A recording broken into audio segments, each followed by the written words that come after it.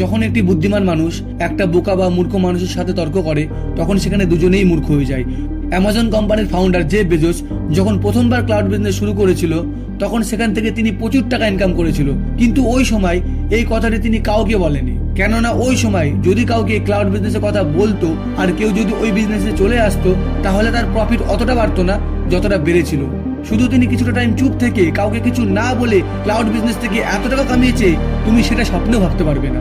আমি এই ভিডিওতে তোমাকে কোনো চুপ থাকা বা শান্ত থাকার উপায় বলবো না, কেননা এই টপিকে ইউটিউবে হাজারো ভিডিও পড়ে আছে যে এই করে নাও ওটা করে নাও, তুমি যদি শান্ত থাকো তাহলে সবাই তোমাকে সম্মান করবে, এইগুলো অলরেডি সবাই জানে। তাই এই ভিডিওতে আমরা এটা জানবো যে চুপ থাকলে তুমি কি করে এক পাওয়ারফুল আর এক বুদ্ধিমান মানুষ হবে, আর কোন সিচুয়েশনে তোমাকে চুপ থাকা দরকার যাতে তোমার যে রেসপেক্ট রয়েছে সেটা লোকেদের নজরে আরো বেড়ে যায়।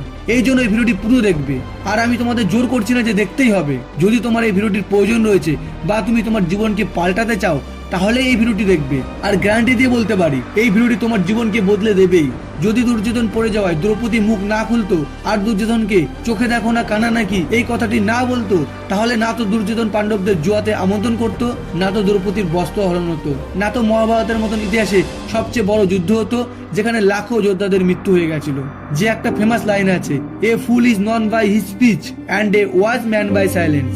একটা বুদ্ধিমান মানুষ তখন বলে যখন তার বলার দরকার আছে, আর ওইদিকে এক মূর্খ মানুষ সব সময়ের জন্য বকবক করেই যায় আর লোকেরা তাদেরকে বোকা মনে করে। তুমি হয়তো এই জিনিসটি অনেকবার নোটিশ করেছো, যখন আমরা লোকেদের সাথে তর্ক করি তার কিছুক্ষণ পর আমরা এটা ভাবি যে ওই সময় এই জিনিসটা বলা দরকার ছিল, কিন্তু আমি কেন বললাম না, ওই কথাটা বললে তো আমি সামনের জনকে সঠিক প্রমাণিত করতে পারতাম।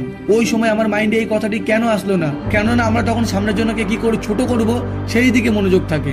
ওই সময় তুমি তোমার মাইন্ডকে টাইমই দাওনি যে কি বলতে হবে আর কি না বলতে হবে। তর্ক করার চক্করে সামনের জনকে যা খুশি বলে দাও, আর সামনের জন তো এটা ভাববে যে এর তো যা খুশি বলতে থাকে পাগলের মতো।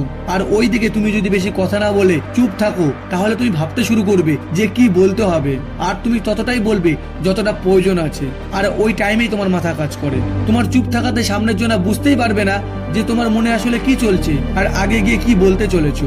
কিছুক্ষণ চুপ থাকার পর তুমি যখন বলবে তখন তোমার কথার মধ্যে একটা ওয়েট থাকবে, একটা ভ্যালু থাকবে, আর সবাই তোমার কথাটিও মনোযোগ দিয়ে শুনবে।